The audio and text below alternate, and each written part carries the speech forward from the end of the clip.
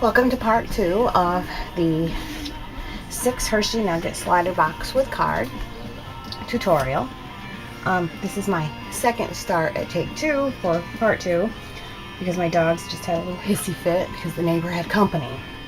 So this is already scored a little bit. This is what we ended with at the last video. You're going to snip the 4 corners right here so they stand up. So you can see what it looks like. It's going to fold in. Woo! And that's going to be your corner. So you fold your sides in and you're going to use your bone folder. Now I start with the furthest score line in and then fold it down. And then again.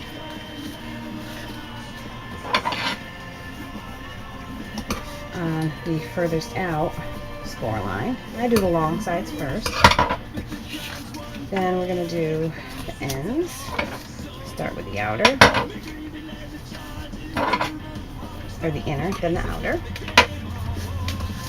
I say everything backwards, by the way. Sorry. That's the inner. Ooh, I did it right. And then the outer. So then you're going to take your ATG gun and you're going to do one long side without the little tabs or whatever glue you choose to use. I just think the ATG works really, really well. So hold your little tabs in and you're going to apply the adhesive between your score lines. So you've got the outside, a score line, tape, a score line. Outside, score line, tape, score line. Then you're going to do it on the ends. And on the ends, you are going to do the little tabby things. So sometimes you have to hold those down so your paper doesn't wrinkle or it doesn't get caught. I just use my nails to hold down the tabs.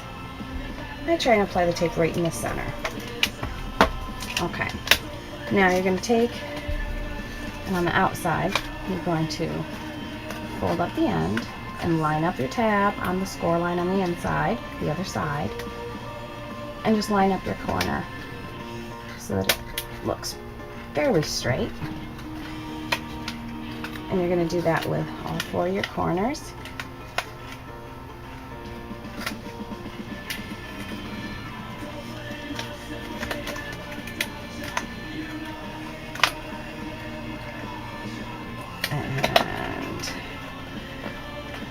And do that. The only slider box team you've never seen me making is Yankee. Hope that doesn't offend anyone, but you know, when you're a Boston fan, you don't make Yankee stuff, even if your friends are Yankee fans. Alright, then the end ones I'm going to fold out, and I'm going to do the inside. You fold your flap over. Use your bone folder to get it right in there, get it right in the corners. I am left-handed, but I'll try and do this with my right hand so you can see. Fold it down. I can write with both hands, though. I just taught myself. I don't know why. I just did. Got bored one day. Also taught myself calligraphy. I get bored real easy. So then on the other side, you're going to do the same thing, the other long side. I usually push in at the middle first. Sorry, you can't see. And then get my sides in, my corners. And then nice and flat. So then you got your sides down there. And now you're going to just do your ends. Get your bone folder right in there to get the corners. Switch to my right hand so you can see. Get right into those corners and push down.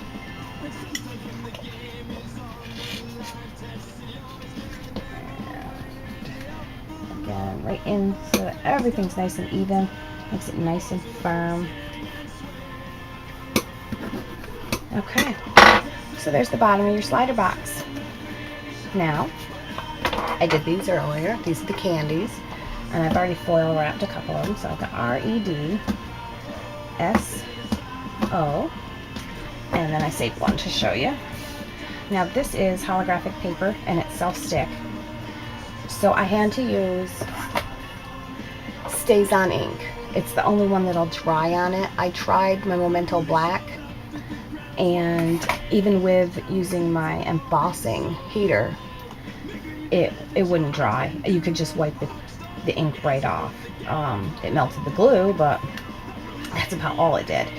So the Stays On, if you stamp it and wait about maybe 60 seconds, you can use it. It'll be right, it won't smear or anything. So as you can see, the holographic is a self-peel, very thin paper. And then you just take your Hershey Nugget, center your letter that you put on it, or if you want to do pictures, like cupcakes and cookies on a little stamp that you have for like a goodie box, you can. And you plop it in, and voila, there's your Red Sox. Now, I am going to make a tiny hole punch on the top of the box so I know where to place my white wide rim eyelet with my Crocodile Big Bite. And it's 1.5 inches from here to here. So we're going to go at 3/4 inch. So it's nice and centered. And I have a pencil. So there's 1, there's 3/4 right there. Okay. I'm just going to take my little tiny punch. Oops. I'm notorious for having things upside down. And I'm going to punch it right there. And hopefully, I didn't do it. It should go right to the edge. Okay, that's good. Actually, I'm going to move it over a little. That's why I use such a tiny punch, because it will just be part of the hole. There. I just moved it over a little. Okay. So now, again with this, now this is all embossed. You're going to go with your inner line first. Fold it in, your inner score line, and just use your bone folder. Just tap it down. On one side, and then the other. Oh, and I hope no one gets offended. I have a lot of Yankee fan friends. Trust me, I live in upstate New York. My husband and I are the outcasts around here. Okay, so now you have that all set, and it's going to fold up like so. So open it up, put your inner box in, flip it over, make sure everything's going to fit nice and snug, which it will. Your ends do come out. I like that look. Some people make it longer so that it doesn't. I just happen to prefer it so you have something to grab at. Okay, now I'm going to do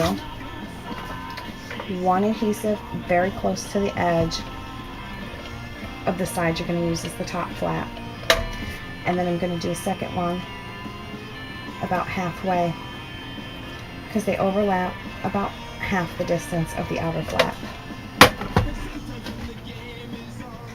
Okay, so put the box in, flip. You can do it without the box in. I just think that it looks better and you have a better chance of it being lined up really, really well. Line up your ends and push down. Just go over it with your bone folder, and voila, you have your Boston box. Now, we're going to take our Crocodile Big Bite. He is a big bite. Love this thing. I'm going to set it on 3/16 for the hole punch. Oh, I sealed it. I can't do the 3/16 hole punch. I'm a silly girl. What I am going to do, because ATG is extremely forgiving. Thank goodness, because I need it to be. There we go. I'm going to open it back up. I'm going to make my punch, so you can see. I'm going to put my setting all the way back to the front. I have it set on the 3/16 punch size, or eyelet size. I'll put my eyelet in. I'm gonna put it into the first slot where the hole is, and I'm going to apply lots of pressure, and voila, there is your, put a little fold in the paper. There we go. Now we're going to reseal the box. See, I like it when people don't always edit their mistakes out, because everybody makes mistakes when they're doing these things. Whether we're doing it when we're tired, or your dogs are barking, or your kids want something. It could be whatever. There we go. Now, later, when we apply it to the third video, when we do the card, we're going to use this 9-inch piece of white and red twine to line it up through there. And right now what we're going to do is we're going to apply these adorable little buttons. I got at Joann's on a card, 50% off. I cut the backs off with the tool, which I'm not sure where the tool is. There's an actual little tool that cuts the back of buttons off. It's absolutely brilliant. Cuts the shanks right off, and it's easy. You don't have to apply a ton of pressure. People with arthritis could do it. So I'm going to apply some, it is paper for paper glues, but I am going to use it on this anyway. It's zip dry paper glue, and of course it's plugged up. Stuff smells really bad, just so you know. I'm going to put a big old baklava on it. Baklava. And then I'm going to place my first O for Boston. And then I'm going to do the second baseball O.